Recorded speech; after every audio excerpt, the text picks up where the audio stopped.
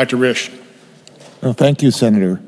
I'm talking today about what I consider the crushingly obsessive push to COVID vaccinate every living person on the planet.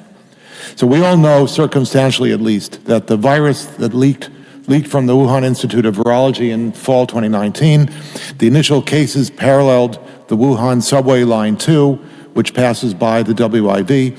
The virus contains a unique 19 nucleotide genetic sequence that also exists in Moderna patents from 2017, and various other biological and spy intelligence information evidence that overwhelmingly implicates the WIV as the source of the leak.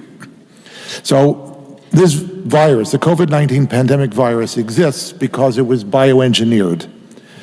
The WIV scientists used Ralph Barrick's genetic manipulation technology at their insecure BSL-2 lab. So this was reckless work at the WIV that was funded by NIH through the DASHAC EcoHealth Alliance money laundry, as well as by large DoD and USAID grants. Now, this work and the WIV leak was what I consider to be the fruit of our bioweapons industry that has been performing secretive and nefarious biological weapons development for the last 70 years. The recognition of the possible accidental or intentional unleashing of an infectious agent capable of killing large numbers of humanity led to the Bioweapons Treaty of 1975 that President Ford signed. The treaty prohibits the development of offensive bioweapons. However, the one loophole in the treaty is that small quantities of offensive bioweapons are allowed to be developed in order to do research on vaccine countermeasures. Now, this loophole was then exploited by our bioweapons industry for the last 50 years. The bioweapons treaty limited offensive bioweapons to agents that would address vaccine development, so-called dual-use agents or dual-use research. And this was the premise and motivation of the various virology grant applications like Diffuse and so on, submitted to DoD and NIH funders. This was the permitted rationale for the development of offensive bioweapons, in that it would lead to work on vaccine countermeasures. Now fast forward to 2019. Many billions of dollars spent on the bioweapons industry over the past decades for all of this work on offensive bioweapons. Where are the successful commercial vaccines to show for it? So there's been lots of vaccine research that's been carried out for known harmful organisms, but minimally, if at all, for these gain-of-function bioweapons agents. And for COVID, it took a year of shoddy research to produce and test the first batch of commercial vaccines for SARS-CoV-2, and how is a year delay even remotely acceptable for a military defense against a bioweapon that spreads across populations in weeks? A year to develop a vaccine that for pandemics that occur in waves in weeks. And these vaccines are supposed to be deployed before a pandemic occurs, not in the middle of one. So my hypothesis, what I believe, is that both the virus origin cover-up and the forced vaccination of the entire planet were orchestrated to protect the integrity of the bioweapons industry. Once the general public understood the reckless and cavalier behavior of this industry that had operated under a false and misrepresented pretense of vaccine development that has never been successfully commercially realized, it would then clamor to shut down the industry. And so the suppression of knowledge of the industry's reckless involvement in the Wuhan leak is an obvious cover-up. And we have proof of that cover-up from the FOIA documents involving Fauci, Collins, Jeremy Ferrara, and others. And my conclusion then is the reason why the whole population had to be vaccinated is to show that the bioweapons industry supposedly did have a rationale of vaccine development as part of its claimed dual-use research. The vaccines then are the evidence that the bioweapons industry was properly justified from the beginning.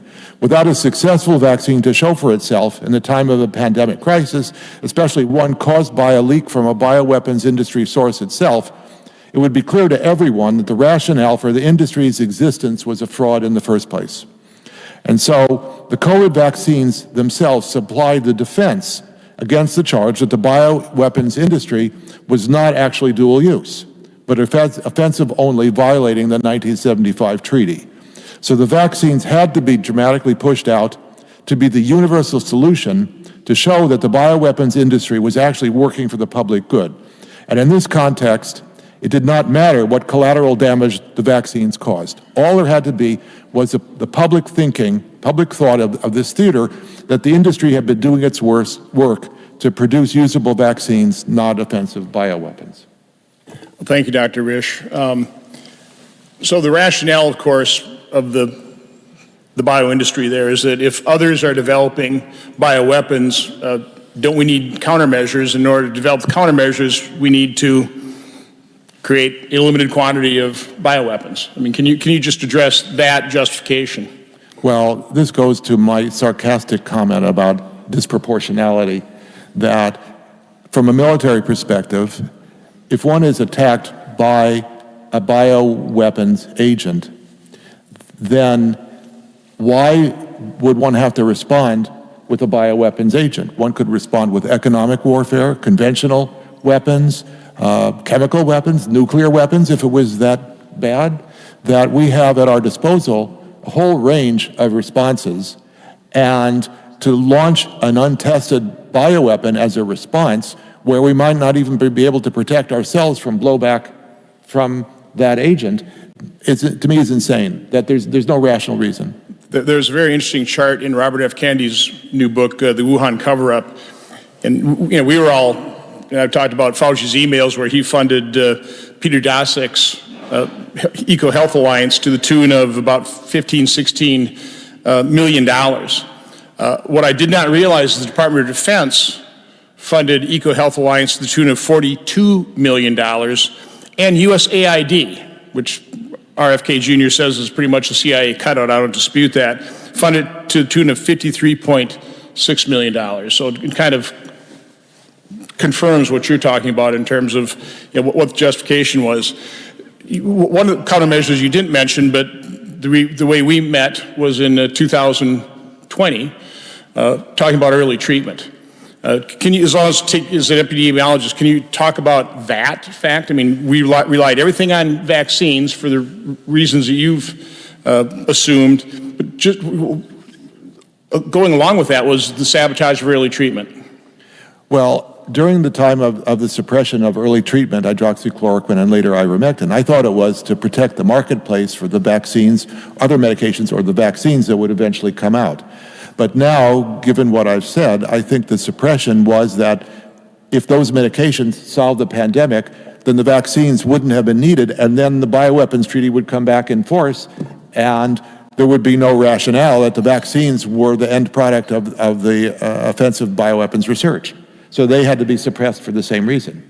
So again, you've come up with an assumption based on the fact that so much that's happened hasn't made any sense whatsoever. And I've heard that time and time again from people, fighting in the medical freedom movement. It's just like, this thing, none of this makes sense, so you have to start coming up with different theories. That is true. I mean, I haven't been inside the room of anywhere where they told me all of this, but there's very little that makes sense. And you have to think, if you were doing this work and you're the CIA or you're the WHO or whoever has been pulling the puppet strings, that you're going to look really bad when stuff that you've done that is kind of nefarious, but you've gotten away with it, suddenly comes into public view, and now the public's saying, yeah, but we weren't supposed to be doing this in the first place, and look at the damage that this has caused because you couldn't contain it. You promised you would contain it at the worst, and you didn't contain it.